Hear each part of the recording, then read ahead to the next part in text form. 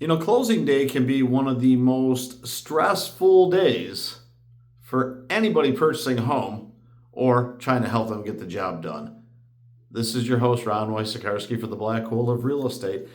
And we all want the closing day to be perfect. I mean, it would be just wonderful if everything was easy.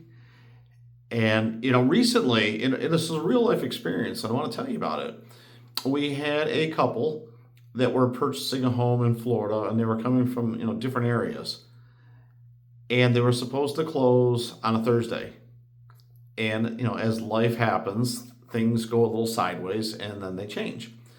So the bank was ready, and then they weren't ready, and there was one piece of paperwork that was missing, which seems like every deal there's something missing right at the last minute. But it never really occurred to us that they wouldn't close on the Thursday. So, we buckled up everything and says, we'll just close on Friday. Well, then something unexpected happened on Friday, and it didn't get done either. There was something to do, and I'll just say with the finalization of numbers and one piece of a proof of income and a middle name and all these other things that were happening right now. So what happened was we didn't close on Friday, and of course we've got keys and moving trucks and things going on, and so we had to take a deep breath. The seller also wanted to make sure that they got closed because, let's face it, they want their money and they've got places to go and things to do with that money. So this was not the ideal situation. Now fortunately, we're working with another agent who was really cooperative and understood, and a seller who was also understanding, because everybody did want the same thing. They wanted this deal to close. And through no fault of anybody's own, it just wasn't. And the settlement agent was working hard with us, so we all said, all right, we're going to go back and get this thing done on Monday. And as we got ready for it on Monday, guess what? Things got a little goofy with that too. So now we're dealing with all of these things and thinking, oh my goodness, we're not going to close today, because we had to extend from Thursday to Friday and then again from Friday to Monday. And there's all these different contingencies for financing and closing dates and escrows. And we want to keep a deal together because everybody wanted it to happen. So everybody made it happen.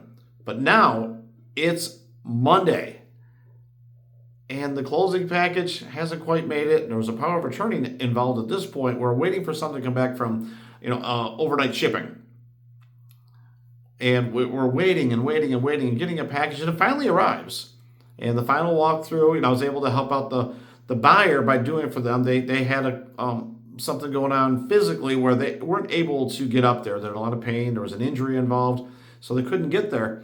And that was okay. We got that covered. But when it come time for closing, they told me they couldn't make it. I'm like, ooh, okay. So we had to put our heads together, and I got a hold of the title company.